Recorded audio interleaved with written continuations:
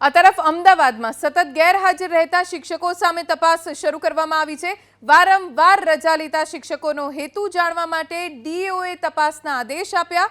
3 શિક્ષકો રજા લઈને વિદેશમાં હોવાનું સામે આવ્યું છે।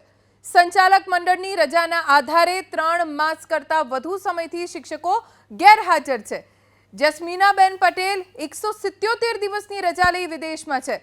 જો કે જસ્મીના પટેલ અગાઉ પણ રજા લઈ વિદેશ ગયા હતા, તો પતિ પત્ની અરવિંદ પટેલ અને અનિતા પટેલ પણ વિદેશમાં હોવાની માહિતી પ્રાપ્ત થઈ છે।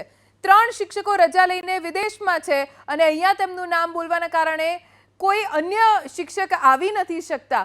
3 શિક્ષકો 3 મહિના કરતાં વધુ સમયથી રજા ઉપર છે। માહિતી સત્વરે એકત્રિત કરી અને પહોંચાડવા માટે સૂચના આપી છે, જેમાં 3 માસથી વધુ સમય સુધી ગેરહાજર હોય તેવા શિક્ષકોની માહિતી મોકલી આપવાની છે। 90 દિવસથી વધુ ગેરહાજર હોય તેવા અમદાવાદ શહેરની અંદર 3 કર્મચારીની માહિતી મળેલી છે, પરંતુ શાળા મંડળ દ્વારા તેમની રજા મંજૂર કરવામાં આવેલી છે તેવા છે।